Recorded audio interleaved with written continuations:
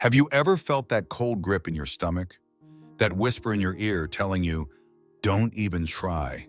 What if you fail? This is the voice of fear, specifically the fear of failure. It's a universal human experience, a shadow that can loom large over our ambitions, our dreams, and our daily decisions. It can paralyze us, keeping us stuck in mediocrity, too afraid to reach for what we truly desire. But what if this fear, this seemingly insurmountable obstacle, was built on a misunderstanding?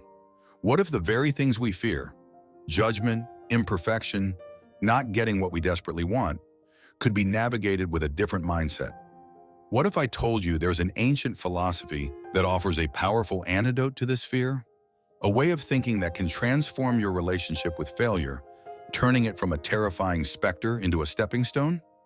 Today, we're diving deep into a Stoic-inspired framework designed to help you overcome the fear of failure, unlock your potential, and live a more courageous, fulfilling life. These aren't just abstract concepts. They are practical tools you can start using immediately. And if you stay until the end, I will share with you an ancient parable that captures perfectly this philosophy. So let's begin our journey to conquer fear. Rule 1. Beware the paradox of pursuit. Our journey into overcoming the fear of failure begins with a common, yet often unrecognized paradox. Wanting something too much can actually push it further away. Think about it. The harder you chase that coveted job, the more desperately you pursue a particular relationship, or the more intensely you grasp for a specific definition of success, the more you might inadvertently sabotage your efforts. This intense desire can manifest as neediness, as a lack of composure, making you appear less confident and, ironically, less appealing or capable. This isn't just a modern observation. The Stoics understood the perils of unchecked desire. They taught that our desires, when fixated on externals we don't fully control, become sources of anxiety and frustration. Epictetus warned that if you desire something outside your control, you are bound to be disappointed. When we care too much in this grasping, outcome-dependent way, it often leads to overthinking. We meticulously plan every detail, try to anticipate every contingency, and strive for an impossible standard of perfection before we even begin. This caring too much doesn't lead to better results. It often leads to paralysis. It delays action, erodes our natural confidence, and amplifies the fear of not meeting those self-imposed, sky-high expectations. Imagine an athlete who is so fixated on winning the gold medal that their every move becomes stiff. Their focus narrows to the point of anxiety, and they can't perform with the fluid grace they exhibit in practice. Their intense desire for the outcome hinders the very performance needed to achieve it. The fear of not getting what they want so badly becomes a heavy burden. The Stoic approach isn't to stop wanting things or to cease caring. It's to shift the object of our intense care from the external outcome to our internal state, our intentions, our efforts, our character. We care deeply about acting with virtue, about applying ourselves fully, but we practice a degree of detachment from whether the world delivers precisely what we hope for in return. This brings us to our next crucial insight. So rule number 1, actively reframe what you call failure. See setbacks not as verdicts on your worth, but as vital lessons. As Confucius wisely taught, our greatest glory is not in never failing, but in rising up every time we fail. The only true failure is giving up on growth. Rule 2, embrace the liberating force. This leads us directly to a cornerstone of resilience, the power of detachment. This isn't about apathy or indifference. It's a profound psychological shift. Often associated with what some call the law of detachment, the core idea is this: you give your absolute best effort, you pour your energy into your actions, but you consciously release your attachment to the specific outcome. From a Stoic perspective, this aligns perfectly with the dichotomy of control. We control our efforts, our choices, our responses. We do not control the final result, other people's reactions, or the myriad external factors that influence any endeavor. By detaching from the outcome, you are not saying you don't want it. You are saying your peace of mind, your sense of self-worth, and your commitment to action will not be held hostage by it. It's our interpretations, these stories we tell ourselves, that generate the feeling of fear. Seneca reminds us that true happiness is to enjoy the present without anxious dependence upon the future, highlighting how fear often pulls us away from the now. Rule number 2, therefore, is to master your inner world. When you detach from the outcome, something remarkable happens. The anxiety that constricts your thinking and performance begins to dissipate. The fear of failure, which is fundamentally a fear of a negative outcome and its perceived consequences, loses its sharpest teeth. You are free to focus on the present moment, on the task at hand with clarity and purpose. You can perform more authentically, more creatively, because you're not constantly looking over your shoulder, terrified of stumbling. Think of a public speaker. If they are overwhelmingly attached to receiving thunderous applause and universal approval, outcomes they don't fully control, every slight cough from the audience, every neutral expression can be interpreted as failure, fueling anxiety. But if they detach, focusing instead on delivering their message with clarity, passion, and authenticity, their effort, they are more likely to connect with the audience and, ironically, achieve a positive outcome. Detachment allows for presence and power. Rule 3, unfold true confidence. This brings us to a beautiful consequence of detachment. Confidence comes from letting go. When you are not desperate for external validation, when your self-esteem isn't tethered to achieving a specific result, you naturally show up in a more powerful and authentic way. True confidence isn't bluster or arrogance. It's a quiet inner knowing, a sense of self-possession that isn't easily shaken by external circumstances.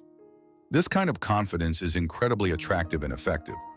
People are drawn to those who seem secure in themselves, who aren't constantly seeking approval or trying too hard to impress. When you let go of the need for a particular job, you can interview with genuine curiosity and a focus on mutual fit, rather than desperation.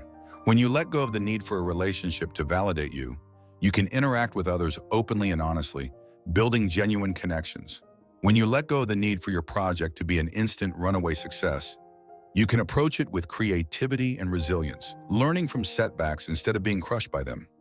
The Stoics believe that tranquility, ataraxia, comes from living in accordance with nature and reason, focusing on our own virtues.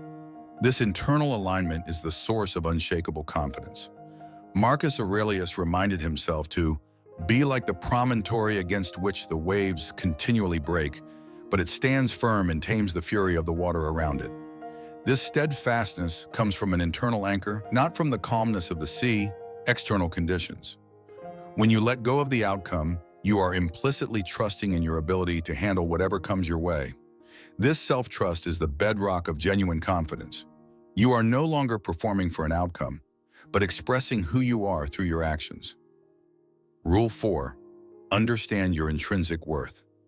So much of the fear of failure, the desperate chasing, and the crippling perfectionism stems from a deep-seated feeling of not being good enough. We believe that if we achieve that thing, the perfect job, the ideal partner, flawless success, then finally we will be worthy, complete, enough. The Stoic counter to this is profound. You are enough right now by virtue of your capacity for reason and virtue. Your inherent worth is not determined by your external achievements or the absence of failures. Perfectionism, the relentless pursuit of an error-free existence, is often a mask for this underlying insecurity. It's a defense mechanism against the perceived shame of imperfection. But the Stoics taught that progress, not perfection, is the goal in living a virtuous life. It's about the daily effort to be a little wiser, a little more courageous, a little more just, a little more temperate. Self-acceptance in this context means acknowledging your imperfections and your struggles without letting them define your worth. It means understanding that failure in a task does not equate to being a failure as a person. Marcus Aurelius wrote, "Do not dream of the things you do not have, but reckon up the chief of the blessings you do possess, and then thankfully remember how you would crave for them if they were not yours." This gratitude for what is, including our own inherent capacities, shifts the focus from lack to abundance, from striving for external validation to cultivating internal strength. When you internalize that your value isn't contingent on flawless performance or constant external success, the fear of failure diminishes significantly. You can approach tasks with a lighter heart, knowing that the effort and the learning are valuable in themselves, regardless of the ultimate result. This allows for greater creativity, risk-taking in a thoughtful way, and resilience. Rule 5. Embrace the courage to begin. This understanding that you are enough and that progress trumps perfection empowers us to embrace a vital principle for overcoming the inertia caused by fear. Start before you're ready. Many of us wait for the perfect moment, for all the stars to align, for our skills to be perfectly honed, or for our plan to be foolproof. But as the Stoics knew, life is uncertain and such perfect conditions rarely, if ever, arrive. Waiting for readiness is often just a sophisticated form of procrastination, fueled by the fear of failure. Waiting for all fear to subside or for conditions to be absolutely perfect is a recipe for never starting. Remember the wisdom of Lao Tzu: the journey of 1,000 miles begins with a single step. Take that first step, however small or imperfect it may feel. You define your aim, and then you move towards it, even if your steps are small, even if you feel unprepared. The readiness often comes from the starting, not before it. Each step taken, each small action in the face of fear, builds momentum and confidence. You learn by doing, you adjust by encountering real-world feedback, and you grow by navigating the imperfections of the process. Consider the stories many successful individuals share. Lori, for instance, might tell you about starting a YouTube channel with just a phone, no fancy equipment, no polished scripts, just a desire to share a message. Or about facing crippling stage fright but stepping onto the stage anyway to give a speech. Or launching a business when it felt far from perfect, knowing that iteration and learning would come from action, not from endless preparation. These acts require courage.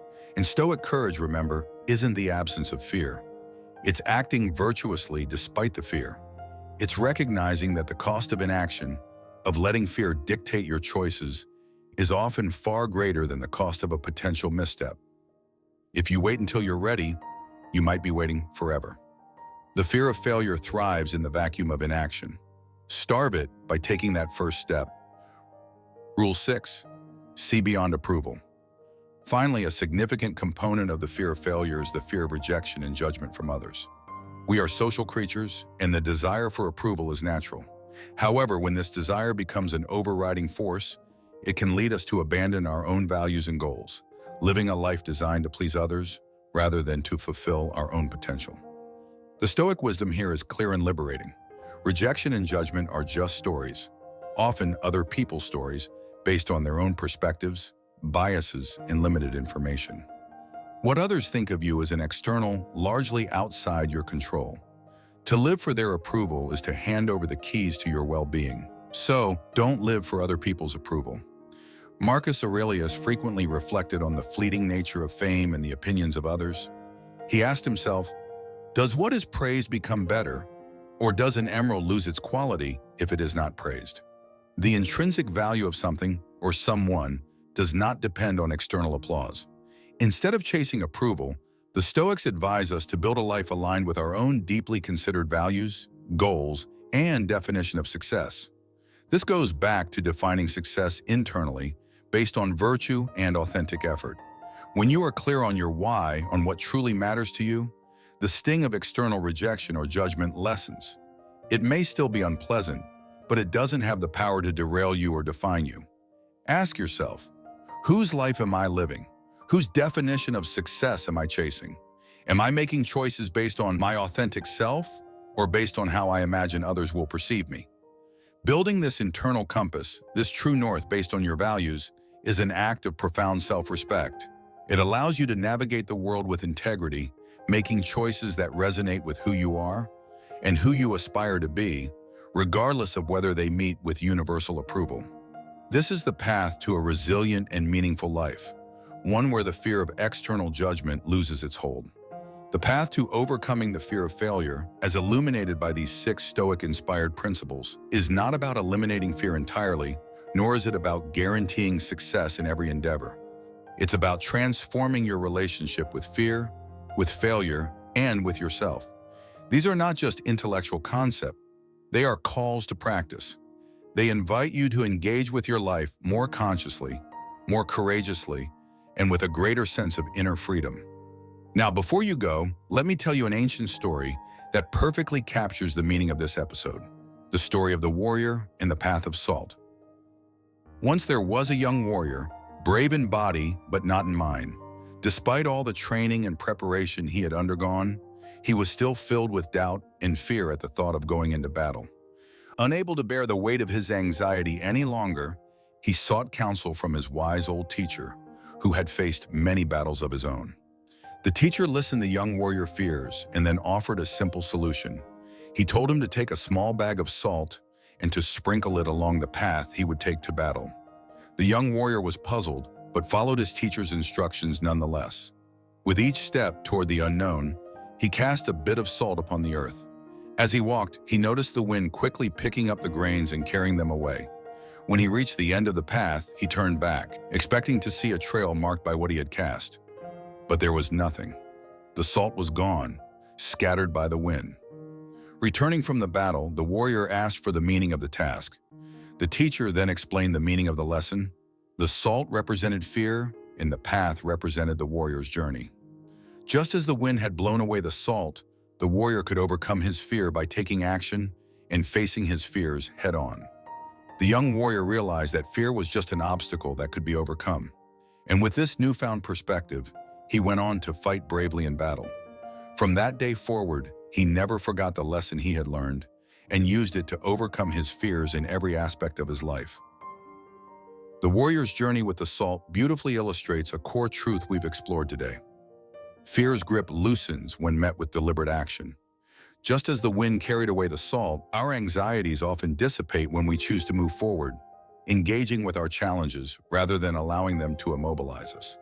This path isn't about eradicating fear, but about cultivating the courage to proceed despite it, transforming apprehension from a barrier into a catalyst for brave engagement. The warrior found his strength not in the absence of fear, but in the act of walking his path. Ultimately, conquering the fear of failure is less a destination and more a continuous practice of conscious, courageous living. It's about forging an inner fortitude that allows you to navigate life's inevitable uncertainties with greater serenity and purpose. So carry these insights forward, select one small, brave step you can take today, and begin to actively diminish your own perceived obstacles. Embrace this ongoing journey, for it is through consistent effort, learning from every experience, and persistently moving forward that you will unlock your deepest potential and craft a truly meaningful life.